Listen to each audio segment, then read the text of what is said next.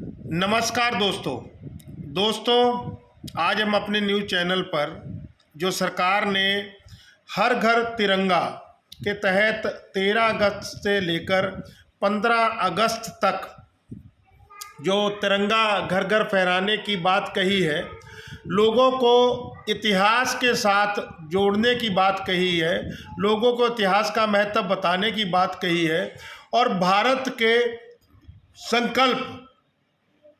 संकल्प भारत ने आने वाले 25 वर्षों में पूरे करने हैं, उसकी जो बात कही है, उन सब दावों को झुठलाती हैं ये जो मुद्दे उठ के आ रहे हैं, जिसमें श्रीकांत त्यागी का मुद्दा है, जिसने महिला के साथ अभद्र व्यवहार किया। हालांकि हमने कल उनके वाइफ का इंटरव्यू भी सुना, उसके अनुसार श्रीकांत त्यागी कोई इतना बड़ा हिस्ट्री शीटर नहीं था कि सब कुछ उसके पीछे लग गए। उसकी वाइफ ने आरोप लगाया था, किसी सांसद है कोई शर्मा जी, उनके ऊपर आरोप लगाया था। लेकिन यहाँ पर हम बात कर रहे हैं हर घर तिरंगा के तहत जो यूपी पुलिस की किरकिरी बना है एक सिपाही, उसकी बात हम लोग दोस्तों कर रहे हैं कि एक तरफ तो सरकार हर घर तिरंगे की बात कर रही है और दूसरी तरफ सोशल मीडिया पे एक स्लोगन अपडेट हो रहा है। उस स्लोगन के अनुसार ये है कि साहब तिरंगा तो है, घर नहीं है। ये स्लोगन भी बहुत ज़्यादा अपडेट हुआ है कि तिरंगा तो है लेकिन घर नहीं है। उसके बाद में श्रीकांत त्यागी की जो घटना थी, उसने पूरे उत्तर प्रदेश को हिला के रख दिया। हालांकि श्रीकांत त्यागी को जो राजनीतिक संरक्षण प्राप्त था, उसके ऊपर सेंध लगाते हुए उसके ऊपर काफ़ी कार्रवाई की गई। अब ये यूपी पुलिस का ये सिपाही रोते हुए अपने पुलिस कप्तान के आगे गिड़गिड़ाते हुए और रोटी के लिए भी, हमको ढंग की मैस में रोटी नहीं मिलती है, इस बात के लिए ये क्या दर्शाता है, सुनिए पहले। कोई सुनने वाला नहीं है इस विभाग में। यदि कप्तान साहब पहले ही सुन लिए होते तो यहाँ तक मुझे आने की आवश्यकता नहीं थी। कप्तान साहब ऐसे निकल के आए, मैंने चयन किया, साहब ये भोजन में से 5 रोटी आप खा लीजिए, 4 खा लीजिए, कम से कम तुम्हें ये तो पता चले कि आपके सिपाही 12 घंटा ड्यूटी करने के बाद में ये रोटियां खा रहे थे। जिसको यहाँ के आप कुत्तों को डाल दीजिए, क्या आपके बेटा बेटी खा सकते हैं? मैं केवल आपसे ये पूछना चाहता हूँ बस, यदि आज ये यूपी भी हिंदुस्तान में मानवता जिंदी है तो बता दीजिए इस उत्तर प्रदेश पुलिस के आरक्षियों को तब दबाते जा रहे हैं। कोई सुनने वाला नहीं। मैं सुबह से भूखा हूँ, मैं किससे कह दूँ? या मेरे माँ बाप थोड़ी है। इतने पर भी मुझे धमकी दी जा रही RI महोदय द्वारा, करना द्वारा, मैच मैनेजर द्वारा कि तुझे बर्खास्त करके छोड़ेंगे इस थाली को, तू लेकर के जनता के बीच में चला गया तो। आप बताइए कि मेरे साथ जात की हो रही है, महोदय की नहीं हो रही है।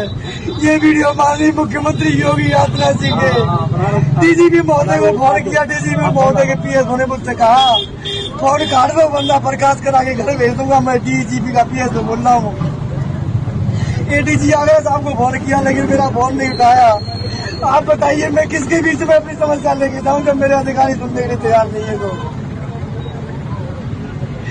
मेरा सभी से हाथ जोड़ के निवेदन है, इस बच्चे आए दिन आप देख रहे हैं कि सिपाही आए दिन आत्महत्या कर लेते हैं।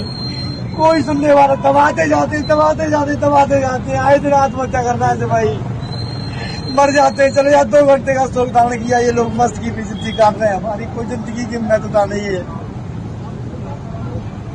अपनी पेट की बात किसी से कहने का अधिकार भी नहीं है।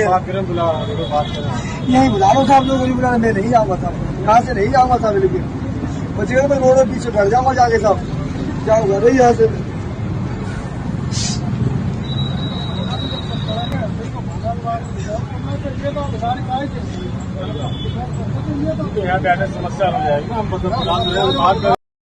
तो दोस्तों, आपने ये सिपाही महोदय की समस्या को सुना। खाने को लेकर इनकी समस्या है। इनका कहना है कि ये खाना जो है कुत्ते भी नहीं खाते हैं, जो पुलिस वालों को और सिपाहियों को ये खाना खाना पड़ता है। इन्होंने इस बात की शिकायत कप्तान साहब से भी की, लेकिन बाद में जो पुलिस लाइन के इंचार्ज होते हैं या मेस के जो इंचार्ज हैं, उन्होंने धमकी दी कि तुमको बर्खास्त करा कर छोड़ेंगे। ऐसा ही एक इंसिडेंट सेना का भी आया था। बाद के अंदर वो व्यक्ति जो था उसने हमारे प्रधानमंत्री नरेंद्र मोदी जी के खिलाफ चुनाव भी लड़ा था और उनको भी सेना से बर्खास्त कर दिया गया था। मतलब कि कहीं ना कहीं अगर दूसरों की गलती को दिखाकर उनके ऊपर मुकदमा बनाने वाली पुलिस में अगर उन्हीं का कोई मुलाजिम अपने विभाग के खिलाफ कुछ कहता है तो उसके ऊपर भी कार्रवाई होगी, उसको बर्खास्त किया जाएगा। लेकिन ये सब सिस्टम को सुधारना मुश्किल ही नहीं, अब लग रहा है कि असंभव है। तो दोस्तों, हम लोग जो है 75 वर्ष पूरे होने पर अमृत महोत्सव मना रहे हैं आज़ादी का, और उसमें हम लोगों ने एक घर घर तिरंगा के तहत एक जन संपर्क सिस्टम चलाया है, जिसमें तिरंगा फहराने के लिए हम लोगों को जागृत करेंगे। और तिरंगा फहराने के लिए उसमें कुछ बदलाव भी किए गए हैं। जो ध्वजारोहण का जो कायदा कानून है उसमें कुछ बदलाव भी किए गए हैं, ताकि लोग आज़ादी के मतलब को समझें, ताकि लोग झंडे के और तिरंगे के महत्व को समझें, ताकि लोग अपने देश के साथ जुड़ें और उन घटनाक्रमों के ऊपर भी बात करने की बात जो की गई है। लेकिन हो क्या रहा है, विधायक सांसद जो है पब्लिक के अंदर आ रहे हैं, एक रोज़ रैली निकाली जा रही है, सोशल मीडिया पे वायरल की जा रही है, लेकिन दोस्तों उसके सामने ये घटनाएं जो हैं क्वेश्चन मार्क खड़ी कर रही हैं। अब ये देखिए, देश की हर गली मोहल्ले में फहराएगा तिरंगा, मोदी जी आज भी है देश नंगा। और ये है श्रीकांत त्यागी, जिन्होंने काफ़ी हलचल पैदा कर दी। ये मैकलगंज के पास में एक गुरुद्वारा है, वहाँ पर चोरी की गई, धार्मिक स्थान पर चोरी की गई। कैसे हमारे लोगों की सोच है। और ये अमृत महोत्सव के 75 वर्ष होने पर हमारे राष्ट्रपति जी जो है, जो आदिवासी समाज की बेटी चुनी गई हैं, और हमारे मोदी जी, तो ये सब चीज़ें हम आपको क्यों दिखा रहे हैं? हम ये चीज़ें इसलिए दिखा रहे हैं दोस्तों, ये हमारे डॉक्टर साहब हैं, ये झंडे का जो प्रचार कर रहे हैं, और ये चीज़ें हम आपको इस तरफ दिखा रहे हैं।